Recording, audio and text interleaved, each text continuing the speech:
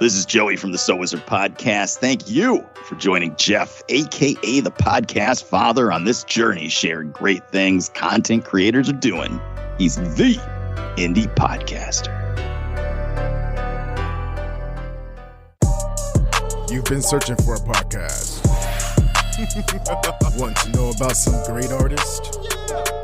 You've come to the right place. Indie Podcaster with your host, the podcast father.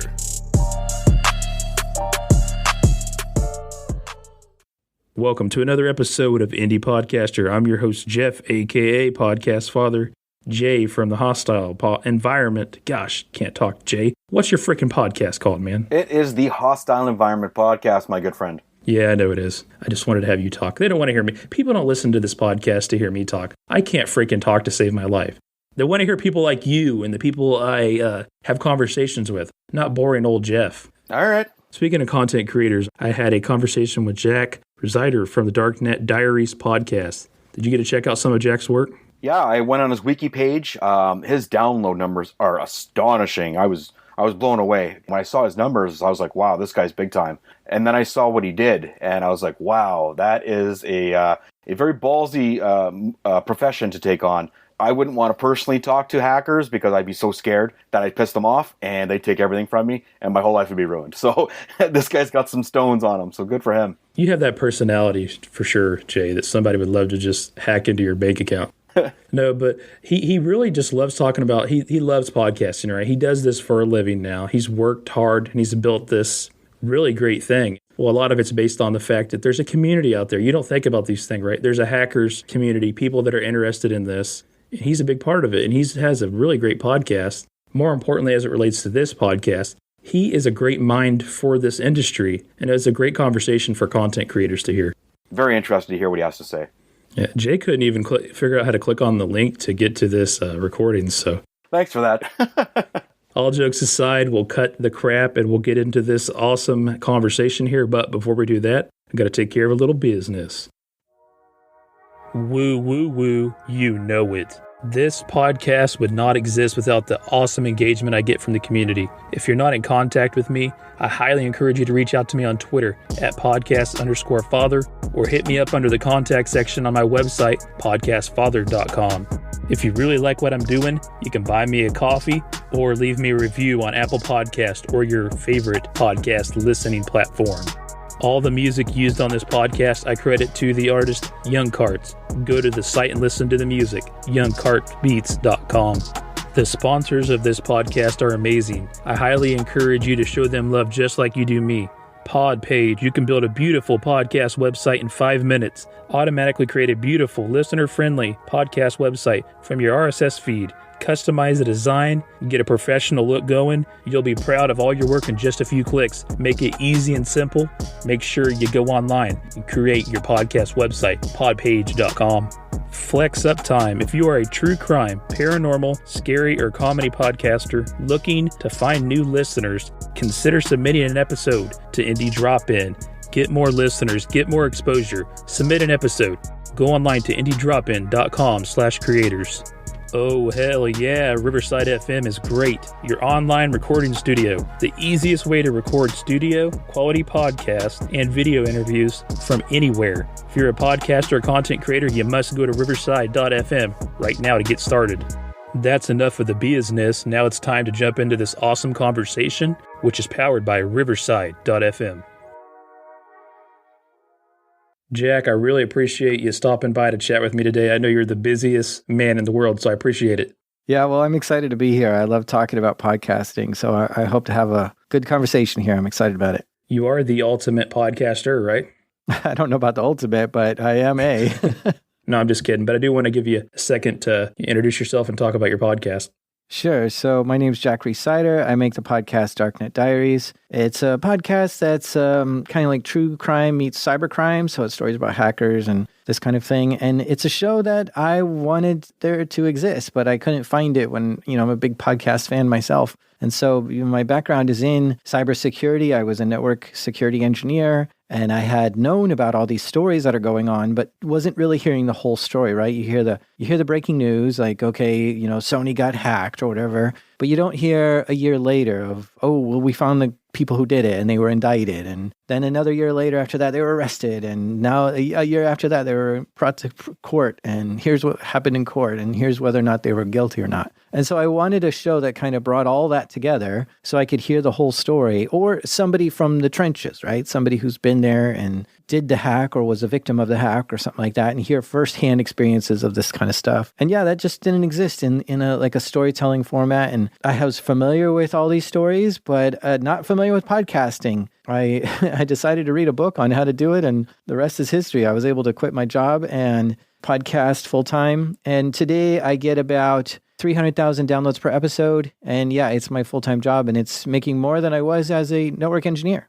Fascinating. I love that, man. That's awesome. When did you release the first episode? I think it was 2018, a little over 3 years ago. What book did you read? You mentioned reading the book. Yeah, the book was called Out on the Wire. And, some of the people I was really looking up to were Ira Glass, Roman Mars, Chad Abumrad from Radiolab. These were people who I thought were masters storytellers of audio storytelling. So I was like, well, what do they know? And so my first Google search was, how does Radiolab make their podcast? Which didn't get me anywhere. But the book Out on the Wire actually interviews all these people and asks them those questions of what makes a good story, what makes a listener continue to listen on. Because you may have heard these stories where you're in the car and you get to where you're going and the story's so good that you don't want to get out of the car, right? So you just sit there in the driveway enjoying the rest of the show. And you're like, come on and hurry up, I'm late for whatever I need to get to. And so I'm like, what is that? What is that keeps us glued to the audio? And that's kind of, it unfolds in there. And so that to me was the craft. That was the important ingredient that I needed to get right, is how to tell a good story. And I think all podcasters can benefit from how to tell a good story, whether you're a sports podcast or news or whatever. I think good storytelling is what keeps us glued. It's what keeps us there for the next minute. What's going to happen next? What's going to happen next? And it's a great skill. I agree. And I think the big thing for me, like I also mentioned on this podcast, and a lot of people are saying that they find value from it. And I agree in the sense that I learn a lot from storytelling, right? There's nothing wrong with like listing out, you do this in order 1, 2, 3. But a lot of times I can learn more from a good story. Yeah, I like that approach too. It's more entertaining, and so you kind of retain it better versus just hearing the news could be dry and you don't get all the details or whatever the case is. It's just a little bit more boring. But if you have a well-crafted story, it hits you harder and you remember things better. You listed some of the content creators. What is really the first podcast that you remember listening to? Because I can go back really 15 years ago almost, but in 2014, Apple brings it on board, integrated on the phones. And since then, it really, over that 2 or 3 years after that, it just got huge. Yeah, I think I had either a second or third generation iPod and was connecting to iTunes and downloading and then sending it to the iPod. It was a really cumbersome experience. I remember listening to one about World of Warcraft, and I was like, oh, I play that game a lot. Let's listen to a podcast about that. And I don't know what I was expecting, but I was just bored out of my mind. I was like, what are you talking? Like, there's just nothing of like helpful here to me. Maybe I had the wrong show, but I kind of gave up on podcasts. But I've always been a fan of like the NPR kind of shows, right? So This American Life, Radiolab, that stuff I had been listening to for decades, and it wasn't in podcast form. It was just on the radio whenever you're lucky enough to hear it. And so when that showed up in podcasts, I was like, oh, this is the way to distribute your audio shows in a very effective way. I don't have to wait for it to come on or, plan to take a drive at that exact same time. I can just tune in whenever I want. And so to me, that's when things really started clicking in my head. And I guess it was after Serial that I really got addicted to them. And I was just like, wow, there's so many good shows out there. And I was just listening to everything. That says something, the power of Serial, when generally speaking, most conversations that I have with people that have been doing this for several years, that's the same thing they say, right? Like Serial. And that's myself included in that conversation. It is just such a huge impact. And that seems to be a across the board general conception there. Yeah, and I think it was kind of one of those, I didn't know where to consume this stuff. And then when I said, okay, I'll give Serial a try. And then you see all these other shows that you're like, oh yeah, I remember loving that show. And, I've listened to this on the radio, and Car Talk is on here too. Let's listen to Car Talk. Like it was just like, oh, all my friends are here.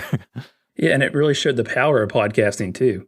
Yeah, the power is sort of like, you can watch TV and you get an interview with somebody for like 5 minutes and you're like, oh, it was cool. I got to see them, for 5 minutes. But with podcasting, there's endless time. You could have a 4-hour interview with someone and you could still want more if it's a really good person you like. So I think that's kind of the power as well, is there's no time limits.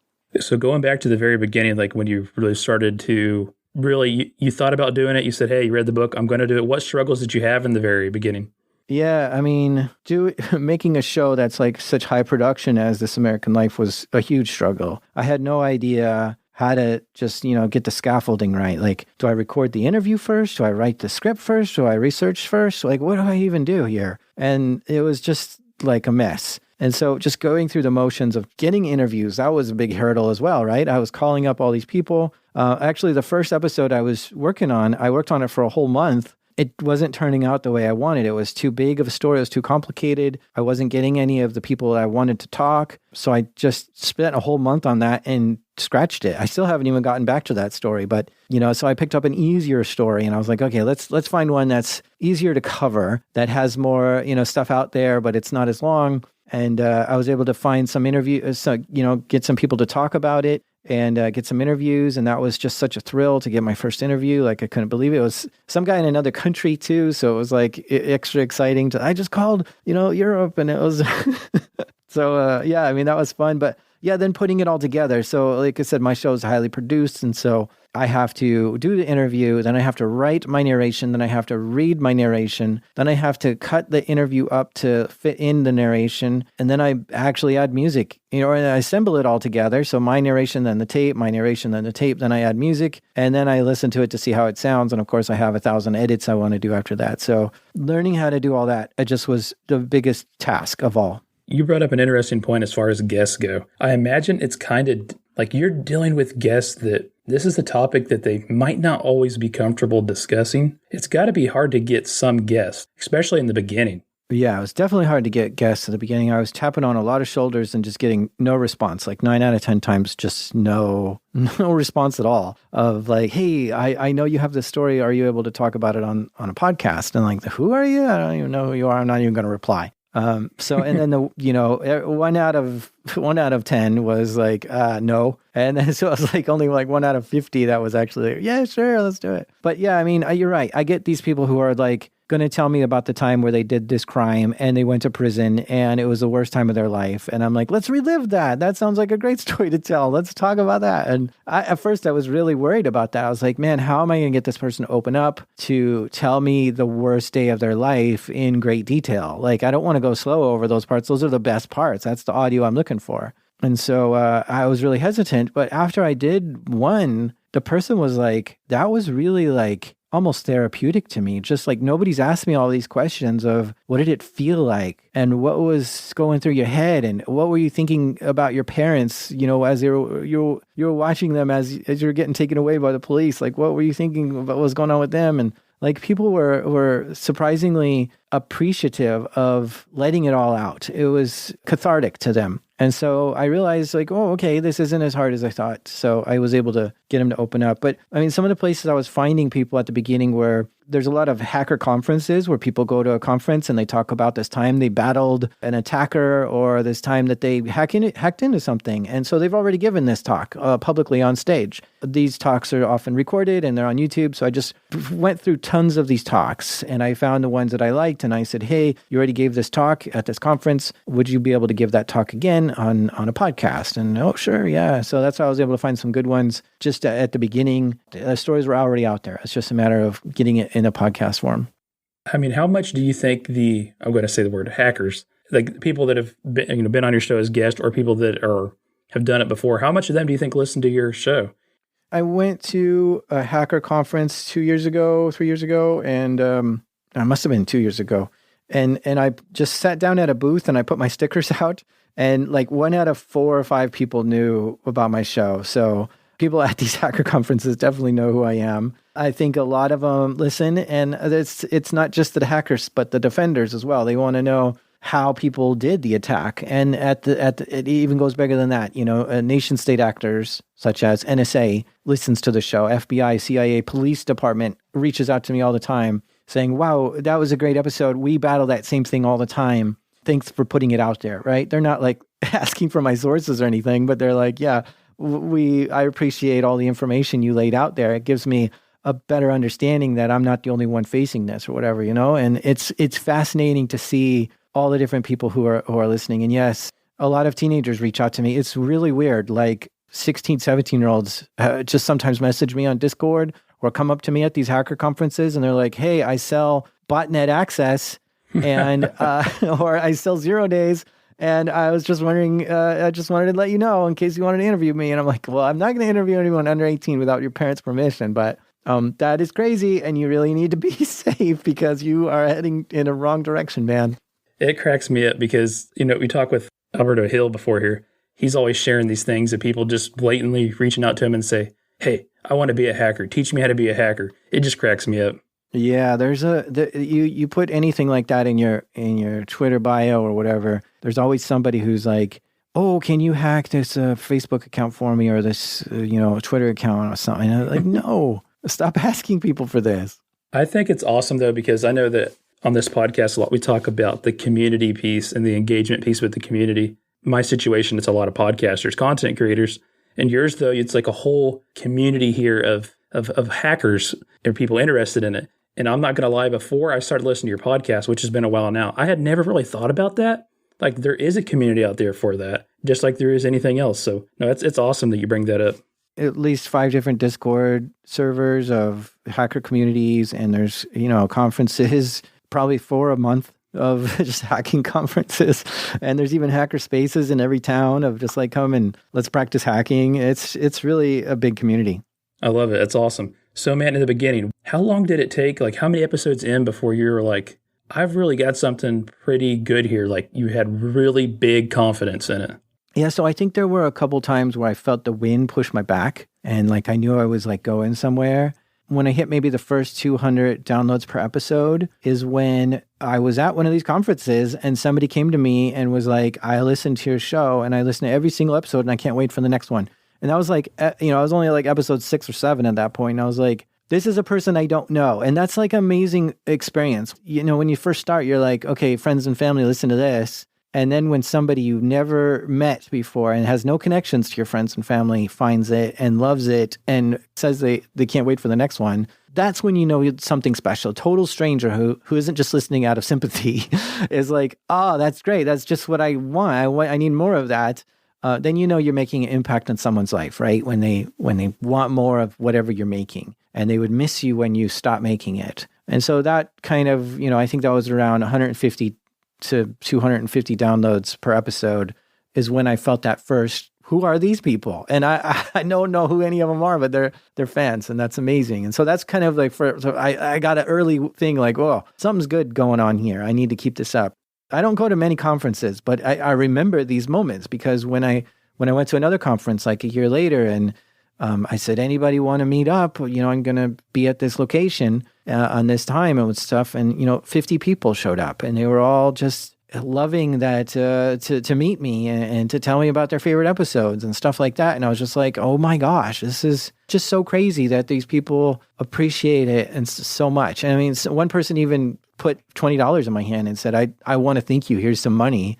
You've enriched my life more and just keep going. Like, I want to make sure you've got what you need to keep it up because I want more. And so that's amazing to somebody just walk up to me and do that. So yeah, I mean, those were moments where the fans made it clear that they love it and wanted more. And that's when I felt like I had something special here. Because even if just 10 or 20 people love it that much and they just like, it's definitely helping them in some way, and they would miss it if it were to turn off, then I know that could grow because that's just an early adoption. If it was exposed to thousands of people, then that would mean hundreds of people would love it or whatever the case is, right? So it's just a matter of exposing it to more people at that point. And I always make it clear to other podcasters that you really need to start at this part is to make an impact to your audience, make them love it.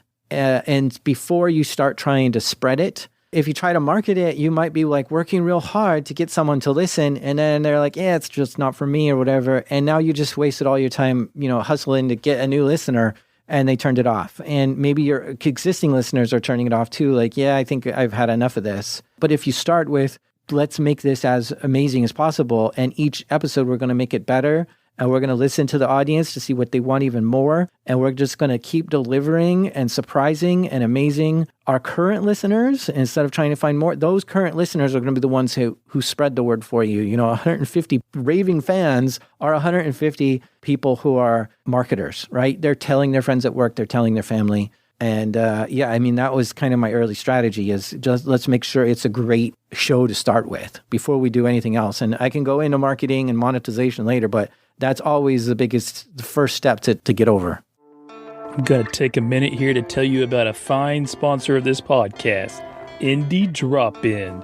If you're a true crime, paranormal, scary, or comedy podcaster looking to find new listeners, consider submitting an episode to be featured on Indie Drop-In shows. If your episode meets some minimum requirements, Indie Drop-In will play your episode to real listeners. The best part is, the listeners like your show. Indie Drop-In provides easy links for them to subscribe. It's 100% free. You get to drop your feed into a established feed that already has actual real listeners. This is great, guys. This is an amazing way to grow your audience. These listeners are already there. They listen to your episode on Indie Drop-In feed. They will go over and find your podcast and become a subscriber and love it. Greg, the creator of Indie Drop-In, just absolutely loves being involved in the independent podcast community. He is a great podcast mind. Make sure you give him a follow on Twitter at Indie Drop-In. But more importantly, go to indiedropin.com/creators. Get the submission going and submit an episode of your podcast into the Indie Drop-In feed. Hurry now. Get to it. Yeah, I agree. And it's like a balance that has to be even. Like, you really do have to be focused on creating great content. But when you just try to market it right off the bat, you have to be careful exactly how you're approaching it. And I think that's where you see a lot of people get burnt out like really fast. And you see a lot of podcasts die off pretty quickly. Yeah, I think the statistic is like half of all podcasts don't even make it past 7 episodes. And so if you're looking at like some goals, I think goal number 1 should just be get past 7 episodes. Because if you do that, you're better than 50% of the shows out there. But it's kind of one of those things you want to plant your seeds in the spring and harvest it in the fall. And a lot of people just think, hey, I have 3 episodes out. Where's the audience? How come I didn't like go viral or what? Screw this. I'm out of here. And they just give up way too fast. And I mean, for me, it was almost a year before I was monetizing mine. And, I was just going crazy with marketing it for a good 6 months before even thinking about monetizing it. We'll jump back into all that in a second. So real quick, though, what was the podcasting landscape like then? And how is it different from now? When you first started, we're going back to like 2018. It's been a lot of changes in the last 3 years. I'm not sure. I feel like, so at the time, I think there were a lot less celebrity podcasters. Since then, a lot of celebrities showed up. And I think some people complain about that. They're like, oh, well, look at this person. They have, 1 million followers on Twitter and they start a podcast and all of a sudden they're top of the charts. And I'm fine with that. That's not a problem because those people spent 10 years trying to find an acting job and getting turned down every single time they applied until they finally got their break, which was on some crappy TV show that nobody ever watched. And then from there, some producer watched it and said, oh, let's get that person on a bigger show. And so they really spent their time getting somewhere in life, getting to that 1 million followers, right? And so they can use their audience to then go to the next thing, right? I was starting from nothing. And so I didn't have that experience. And I knew, okay, well, I should get a Twitter following. I should get an Instagram following, a Facebook following, a Reddit channel going, like everything I could think of. Like, let's just build not just one audience, but multiple audiences so that I have ways to communicate to the audience and ways to tell them, my show's up for a reward. I need your vote or something like that, ways to just get them to do stuff I want sometimes. But yeah, I think there were a lot less celebrity shows out. Yeah, for sure. And a lot less podcasts. I know that a lot, COVID kind of changed a lot of that in a way. Not that, like you said, everybody makes it, but still. Yeah. Man, jumping back to like what you just said, and you're a great person to talk to about this because sometimes I think that we can get lost in the shuffle in everyday lives and forget that no matter how popular somebody's become, they did have a beginning. And you're a great example of that. Like you just said, you started out with nothing. Yeah, a lot of people are like, oh, I want to make a podcast like Joe Rogan, and they jump in. Well, Joe Rogan was like podcasting for like 8 years before anyone even listened to him. Like his show just wasn't that popular. And so you're trying to copy someone that's been at it for 15 years. It's not the same, and you're not going to even come close. You've got to work at this for a long time. But some shows I appreciated were ones that have like anonymous hosts or were created by people who were no names, such as Case File, right? That's an anonymous host created this show. I mean, by definition, they have nobody. They're a nobody. They are nobody. They're anonymous, right? So they had to build up their whole thing from nothing. Another person is Aaron Mahnke for Lore. He was a nobody when he started podcasting. He wanted to be an author, but he wasn't selling any books. And so, these people are like, okay, I looked at them like, how did you get your legs moving underneath you and get something going? This was my inspiration, not people who were celebrities or Joe Rogan or whatever who had these millions of followers already, but the ones who had 0 followers to start with when they started their podcast. All of those ones were making great content. And I was like, I guess that's the trick there, is just make something great that people love. You talked about like Case File. You're absolutely right. And that is still really anonymous. I mean, that hasn't changed any. Even no matter how popular it's got, it's still an anonymous thing. And maybe that's like what makes it work. Yeah. I think Swindled is another one with an anonymous host, and that one's getting bigger and bigger. So yeah, I mean, it's possible to start as a nobody, and I started as a nobody.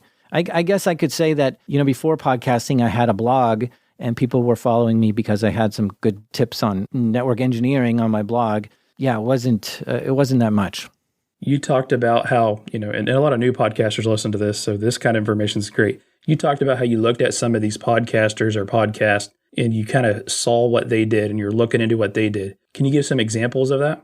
So I like to look at like successful podcasters' origin stories. This was something I was really obsessive over at the beginning. Like, how did you get on the top of the charts? Let's rewind to when you started. And some people had this background in audio, right? So Science Versus, right? So Science Versus is made by a lady is from Australia, and in Australia she was working at the ABC, the Australian Broadcast Company, and so she had a past in broadcasting. And it was Gimlet who saw the potential in her and said, "Oh, let's acquire this show." And these kind of things are fascinating to me. Like, okay, you had like a special ability that you already had this broadcasting experience. And that's what kind of, got your show acquired by Gimlet. That's kind of a big deal, right? So I saw that, right? So some people had, notoriety, so that got their show off the ground. Some people had experience in broadcast or journalism or radio or something like that to begin with. So that's how they were able to get their leg up. But other people were just good at creating, right? So they had made something good, then maybe they got lucky and it got listed in an article or featured in a podcast app like Apple Podcasts, and they just kind of kept jumping off of that. Maybe they won an award or something like that. So they kind of fought for every little step up to get like a little bit more of a tier and more audience. Those were some of the more fascinating ones.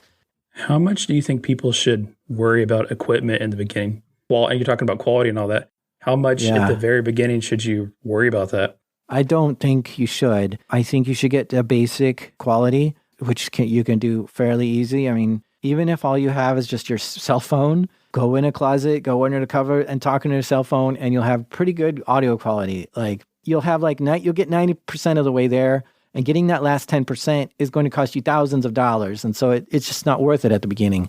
So for me, I started with the old dusty microphone I had in a drawer, which was the Blue Snowball Ice. It's like a $35 mic. It was a USB mic, and I did it under a blanket. It's not a great mic, but I did it under a blanket, and I was really close to the mic. I just kind of tuned it just right so that it had a nice warm feel because I was going after a specific kind of sound. And after that, I borrowed a microphone from my friend, the Shure SM58. And I liked that one, so I bought it for like $70. But now we're talking about XLR mics. So now I had to get XLR to USB interface, which I got the Scarlett 2i, whatever, and worked with that for a while. But then it wasn't until after I had Patreon going and people were giving me money that I saw, okay, now I can afford to actually buy some pro-grade equipment. Let's take this pro, right? So it was, at the beginning, it was just kind of hobby. Let's just mess around, see if this is, if it has any teeth. Is anyone interested?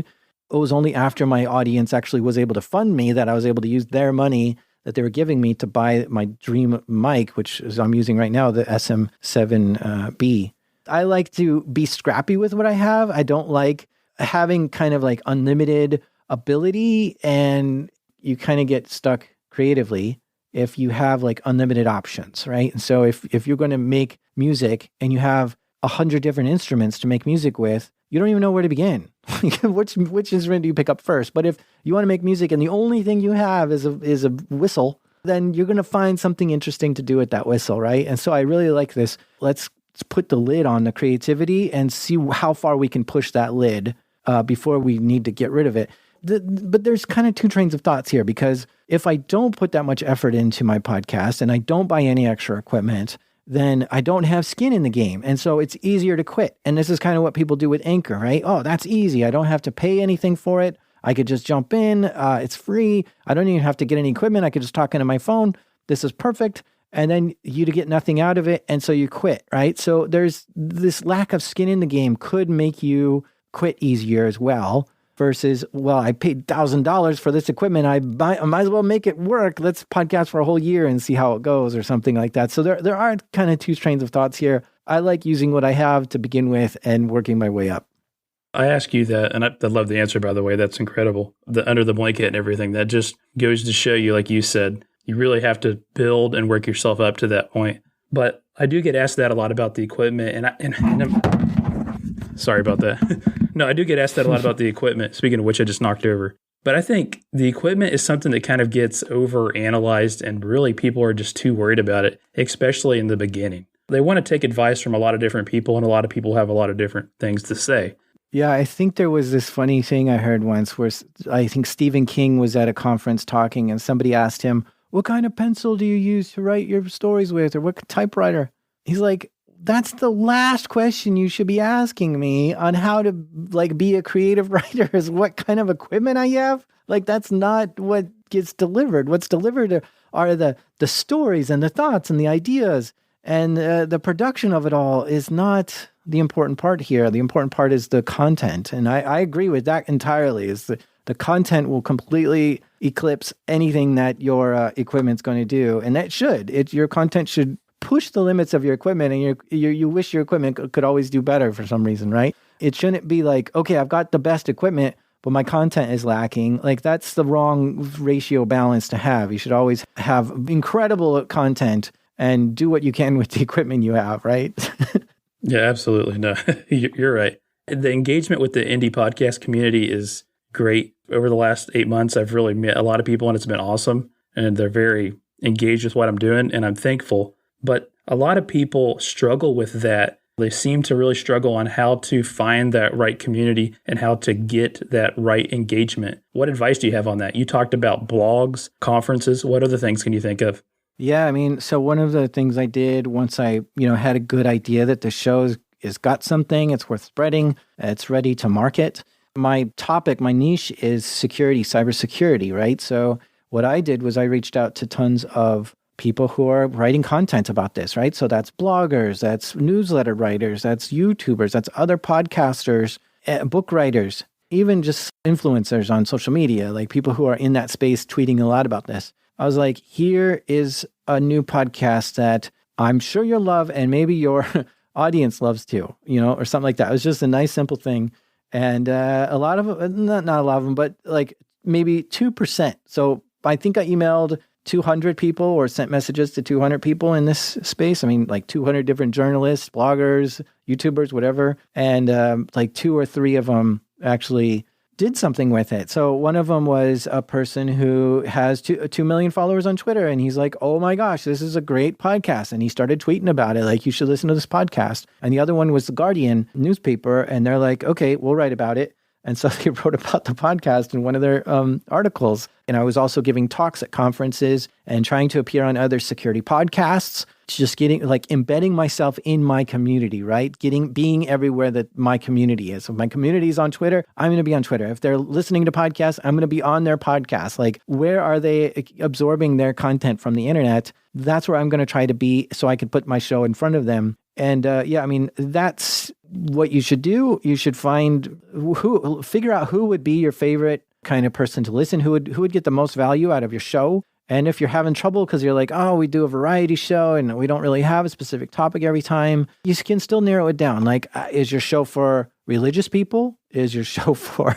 Old people, young people, people from a specific country. Like, you can still try to find pockets where these kind of people exist, because it can't possibly be for everyone. There's just no way. And even if it is, like, okay, yeah, it could be for everyone because it's just world news. It's still something that I think you can narrow down to target specific people. How niche do you think they should, podcasters should try to be? Because if you're really niche, it's like kind of swinging for the fences. It could really work out for you, or it could be a complete miss if not done right.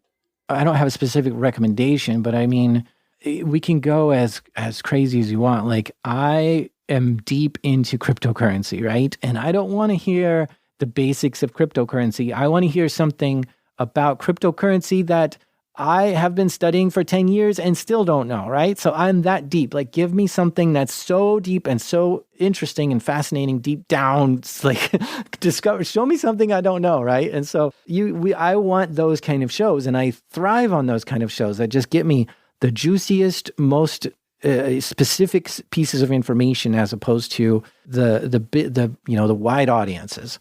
You can go as deep as you want, and I think the thing is that you should satisfy the audience. If they want to go deep, get deep with them. Don't be afraid to get deep. If they want just the basics, then stay shallow and don't get too deep, right? So I think if you have like a good personality, or if you're got some sort of character, that could go wide, right? You can. I would love to see certain, comedians talk about things that you would never expect them to talk about, just to hear like how they handle that situation or whatever, just because that would be a hilarious situation. But I don't need my newscaster, my favorite newscaster, to talk about something that's totally out of their wheelhouse, because I don't think that they're going to be able to cover. I don't think they're going to be saying something, helpful in that in that area of expertise, because it's just out of their area. It depends on the personality of the podcaster, I suppose. If they're able to field lots of different questions. I mean, every now and then on Reddit, I see someone like, I just started a podcast. Give me some questions I can answer. And I love pitching them questions that they do not want to answer. Like, let's say a doula is trying to help someone give birth, and, their water breaks 2 hours too early. What should they do? Like, there's no way you're going to want to answer that if you're just like a random show, right? So you really need to like figure out what is in your lens of what would be on your show, and then try to find that kind of content only, because there's no way you're going to go everywhere. And I really am a fan of like to pick a 10-word description for your show. Everything that goes in your show should go through that lens. And so sometimes you're not sure of like, oh, this is a really interesting person, but it doesn't quite fit our show. Should we have them on or not? And you can kind of go back to say, okay, well, what's our show about? And so my 10-word description of my show is true stories from the dark side of the internet. And it's nice to know that that's what I need to fit in, right? So sometimes people have stories that have nothing to do with the internet. And I'm like, oh, that's a great story, but it's not related to the internet at all. So I'm not going to really include it here. And then some people have made up stories. And I'm like, well, my show's about true stories, so I can't really put a made up story in there, right? So I've got this like filter that everything has to go through that filter in order for it to fit into my show. And I think that's really helpful, because it helps you define your show. It helps you define your mission of what you're even trying to accomplish here. And if you have it too wide and too loose, you might not find that core audience, and you'll struggle trying to figure out who it's even for. I love that 10-word description. I think in simple terms, it keeps it simple, right? Keeps you on track. Yeah. I got that out of the book called Make Noise by Eric Nussum. It's a great book about podcasting, and I think he worked at Audible podcasts for a while, and it's a great book, Make Noise. You have had a lot of success off Apple Podcast subscriptions. Talk to us about that before we talk more Patreon. Yep. So this year, Apple launched a way for podcasters to allow their listeners to pay for the show. And you can offer extra things like bonus content, ad-free content, early access, or just to put the whole show behind paywall. So I saw this and I was like, well, I already have Patreon, which is basically the same thing. You can pay for it and then you get bonus content.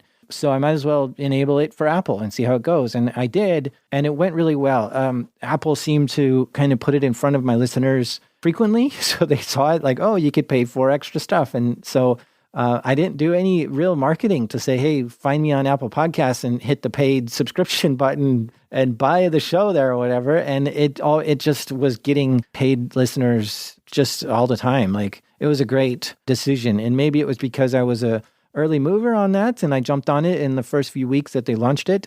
But that went really well. And so now I have a few hundred paid listeners on Apple Podcasts.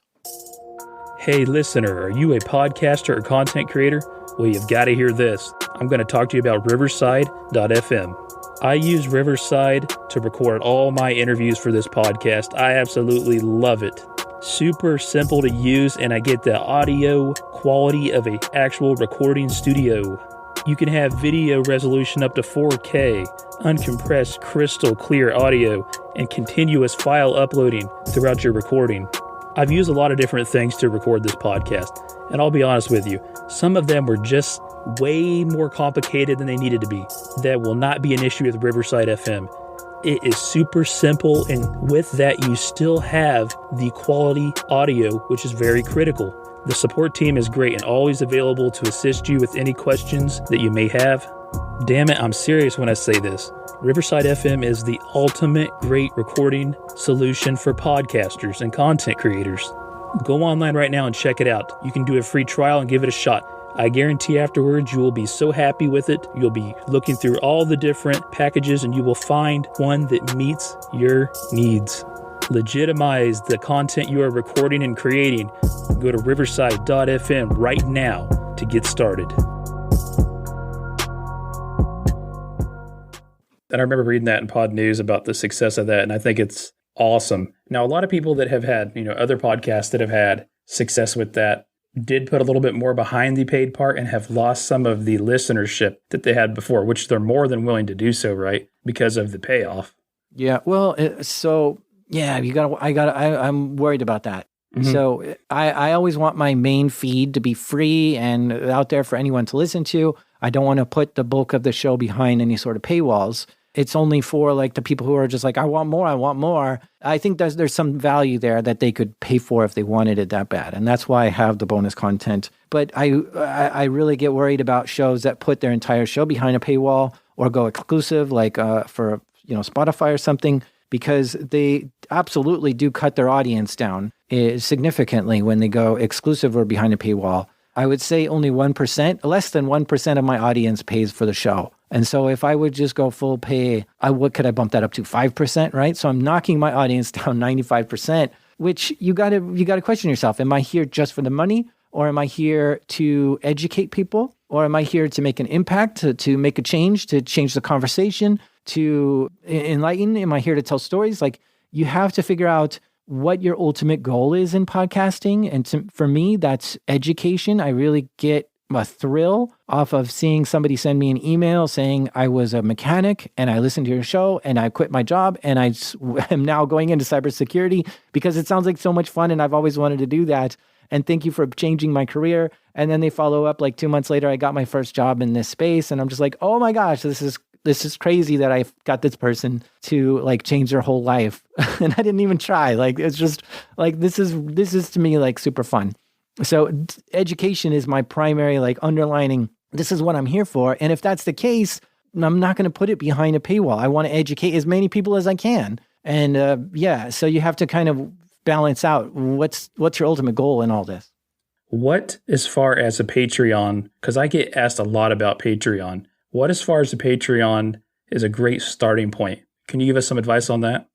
My favorite Patreon creator, I think his name is Bill Wirtz. I always have to look it up, but he creates these funny YouTube videos. And his Patreon has 0 posts, 0 perks, 0 information. It just says Bill Wirtz, and that's it. That's the whole Patreon page, right? So he doesn't provide any additional content. He only has that Patreon because of people who like him so much that want to give extra to say, let's support this. And I think that's what Patreon really should be there for. It's not to provide any extra content to listeners. It's to provide a way for listeners to say, hey, I want to say thank you. I want to support this. I want to hear more. And that's it. However, I have done some research on the top earning Patreon podcasts. And what I found was people give bonus content as, like I've looked at the top 50 most earning podcasts, and pretty much all 50 out of 50 give bonus content. So that's extra episodes.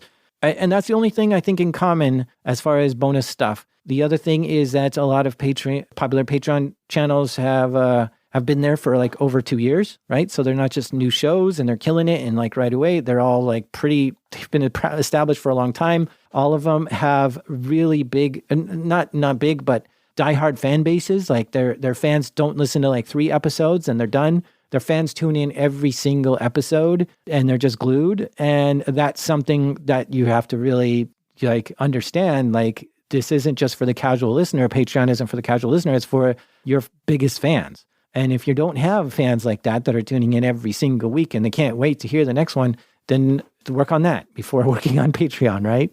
But like I said about you don't need to provide anything. I do provide bonus content on Patreon. And I asked Patreon for the numbers because for some reason it doesn't show it. And they said, yeah, only about 30% of your paid subscribers actually listen to the bonus content. And the same is with Apple Podcasts. So that is just so crazy that people like the show so much that they would like to give, but they don't like it. So maybe they don't know there's bonus content or know how to handle it or digest it, or maybe they don't care about it, but they don't consume the bonus stuff. So yeah, and the reason why I hesitate to give so much on Patreon is because it takes extra work to send an email to every one of them and say thank you, or to respond to all of them who have questions, or to be present for them, and to send them stickers. Like I do send stickers to all my Patreon fans, but that's a lot of work, and I spend hours and hours and hours stuffing envelopes with stickers, and I had to outsource it because I couldn't do it anymore. So you got to just be careful you don't burn yourself out. And I think that's kind of the third step in podcasting, is to find a sustainable way to keep it going. And sometimes that sustainable way is money. It's like, okay, well, I don't have enough time to do work and this podcast. So what if the podcast could make some money? Then I could quit my job and I could do this full time. That's one option. Another option is to not overdo it with the podcast. Roll it back to once a month or whatever, that it's not like overwhelming you and you can still keep it going.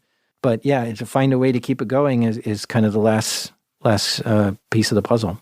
You bring up an interesting point, though, and the main thing is that those people just want to support you because they like the content you're creating. Yeah, like I said, when I saw someone at a conference and they gave me $20, I was like, this is crazy. And the thing is that I didn't start my Patreon until I had like 5 people ask me, how do I donate to the show? You have no way for me to donate. And at first I was like, I don't want to ask for donations. I don't want to have a Patreon. That just seems weird. Like, give me money. Like, it doesn't make any sense. But when people were like asking me over and over, how do I give you money? I had to enable something. And even at first, I didn't advertise Patreon. I just made it. And then whenever somebody said, okay, how do I do it? I'd like, okay, here's Patreon. And then I started to realize like, wow, this is actually working really well. I can promote this on the show and get it going even more. So it's good. I mean, it's a different kind of ethic in the way you support a creator.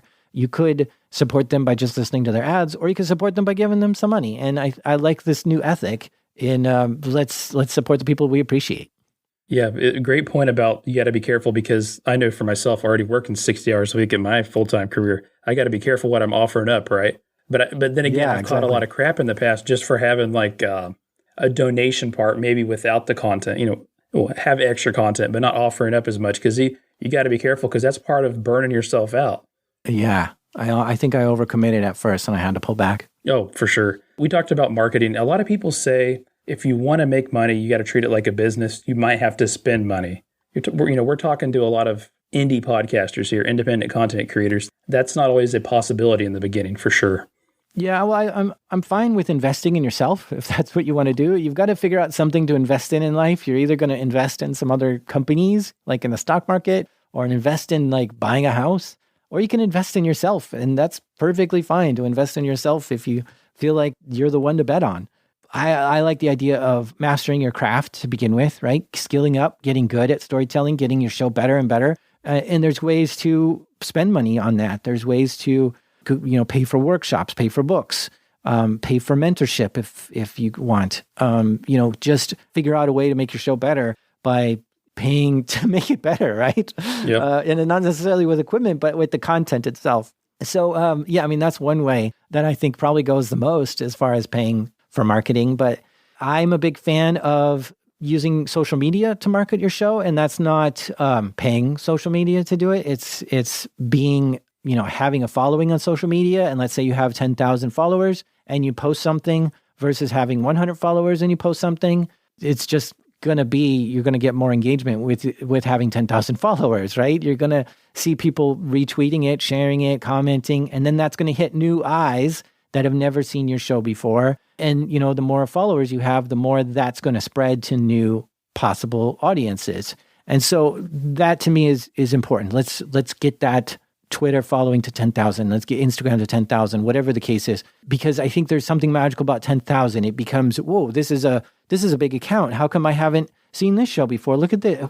How did I miss this? Right. And so you kind of feel like a little bit of FOMO when you find something that's cool and you realize it's got a big following. And there's some social proofing there too of like, whoa, look at this. There's 10,000 people who like this, podcast. I better get in on it too. What am I missing out on? So, I'm big on growing that. And to grow that, there are some ways that you can do it using paid stuff, right? You could pay. I've paid other influencers to say, please post that you love listening to this podcast. And then they do. And now I've got people who see that and say, oh, that looks interesting. I'm going to follow that link and, follow this person on Twitter or whatever. Yeah, I mean, it was just a matter of sort of paying either ads or paying other influencers to grow my social media following. And once I got it to a certain size, I was comfortable. I didn't need to pay anymore. But yeah, and then, with that social media following, having 10,000 people on Facebook, 10,000 people on Twitter, 10,000 people on Instagram, I'm rolling, right? Now I'm connecting with my community. I'm connecting with my listeners. I'm teaching them how to spread the show. I want to see Instagram. Every time I see an Instagram story with somebody saying, oh, I'm listening to the show, I just go crazy in their DMs like, oh my gosh, thank you so much for sharing this. This means the world to me that you posted this. And, you celebrate those kind of things whenever somebody spreads the word for you. So, that was just a big thing of let's get social media and set it on fire and see if we can get it to spread that fire without me even setting any more fires. Just get my listeners to spread that fire for me. And you kind of have to be present in that. And it takes a ton of time to get all those fires going. But that was definitely worth it to me. And then there's some like lucky strikes that you can get in there as well. You got all those right. You didn't mention the hashtag Follow Friday though, Jack. Come on, man. Oh yeah. Yeah. Follow Friday. Yeah. I mean, that's the thing is don't ask me what the best method is to spread your show. I'm going to give you 10,000 methods and you need to do all 10,000 because it's a marathon. It's not a race. And it's like asking me if I was riding my bicycle across the country, what's the most effective pedal I could do to go the furthest? No, it's continually pedaling and pedaling. It's a flywheel that you have to push and push and push and push to get going until you reach like a critical mass. And then you can slow up, but you're still going to want to grow probably.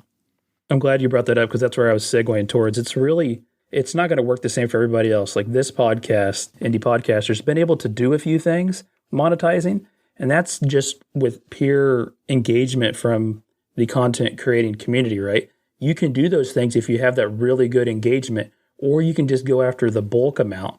Obviously, the end result ultimately for a lot of people, and that's not a bad route to go. But point being, it doesn't work the same for everybody. Yeah, it doesn't. Yeah, it's really hard. So a lot of people just scratch their head like, where do I begin? Mm-hmm. You begin by just reading marketing books. There's like thousands of marketing books out there. This is not a new thing. Podcasters aren't the ones who just started marketing for the very first time ever. You could learn from marketing. One of my favorite marketers is Seth Godin. You could read Gary Vaynerchuk, Crush It, on how to market things. You could read Pat Flynn, who's a podcaster who talks about superfans. There's a book out there called Superfans and how to get them and make them. And there's just a ton of marketing books out there. And so you get in there, and this was kind of one of the things is I had wanted this so bad, like for years before even making a podcast, to make it online, to make a website, to make a blog, to make a video course. I don't know. Let's just make something. And so when I finally had a podcast that was worth marketing, I was just so ripe to strike. And so I didn't need to go and read all these books. I had it all ready to go. And I was just like, okay, we need to do this campaign and all this stuff. So I was excited to exercise that. But it is a skill. Marketing's a skill, and there's even podcasts on marketing, and you can dive in and do it, and you're going to be a much more effective at it than hiring someone to market it for you, because you're going to be able to craft the messaging more effectively, and because your show better. Like, who's going to be able to tweet for you about your show as effective as you are, right? It's just, you're going to be better at it. And you're going to know your space better and all this stuff. I always get told, like, Jeff, you have an advantage working in marketing the last 15 years and going to college for it. But like to your point, there are basic fundamental things that you can apply to anything in life, basically, from marketing and various other things. You just can't be afraid to try to learn them. Yeah. And that's the thing I kind of worry about Anchor sometimes. There's this mentality of, I'll take the easy route in podcasting and do this Anchor thing because you just so easy to get started. You barely need to know anything about podcasting. But I'm afraid that attracts the people who, as soon as something is hard, they're going to quit. And you can't do that in podcasting. You need to be able to say, okay, I know this is going to be hard, but I'm willing to get over this. I'm willing to eat the crap to get through this, because there's a lot of crap to be eaten. There's a lot of bad things that you've got to go through to get through onto the other side and make it. And so, you just have to have that mentality of like, all right, this is a bump I expected. We got to get over this. It's going to be hard.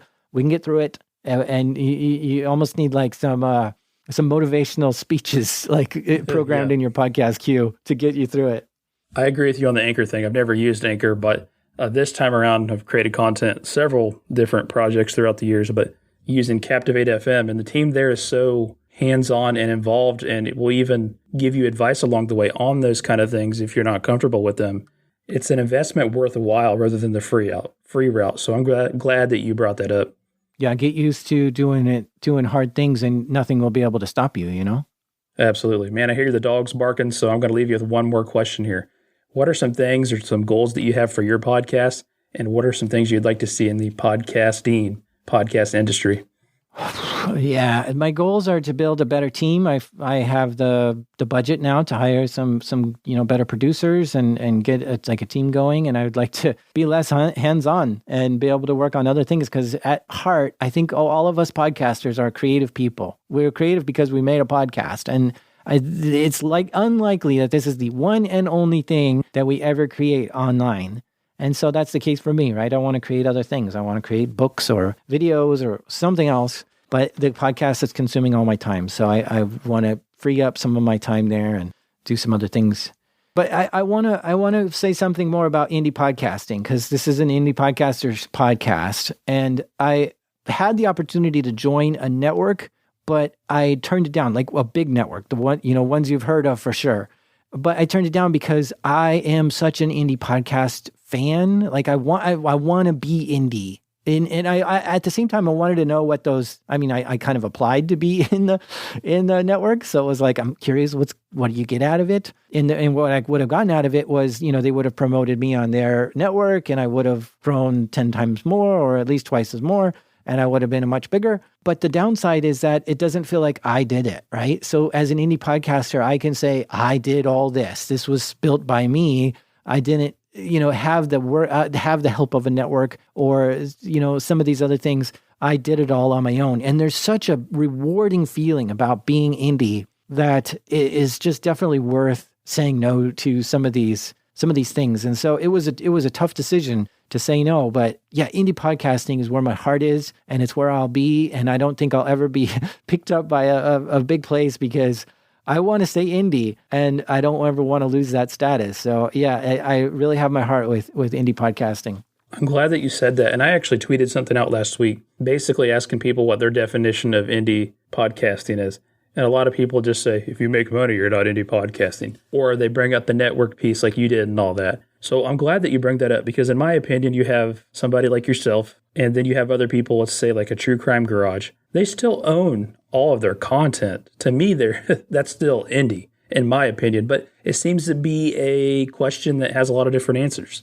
Yeah, it is a lot of different answers. I think kind of roughly defined, it's somebody who just does it on their own and not affiliated to their company that they work for, or a business that's paying for them, or a network, a major network. I mean, there's some small indie networks, and those I would still say are indie, but some of the ones that are getting bought out for $100 million are not so much indie anymore. They're now part of Amazon or part of Spotify or something. That definitely wouldn't be an indie podcast anymore.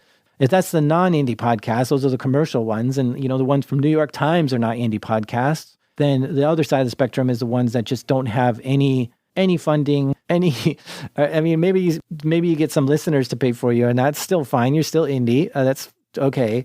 Yeah, I mean, you're not like getting funded by some corporation saying, we own your intellectual property and you're part of our network or something. So yeah, I think it's just being on your own is what indie is to me, I suppose. We're gonna have to start calling you Indie Jack, man. Indiana Jack. Well, I won't hold you up forever, man. Like I said, I think a hell of a lot of you and the content you create. So I'm just thankful that you would take a few minutes of your time to chat with me. I really mean that.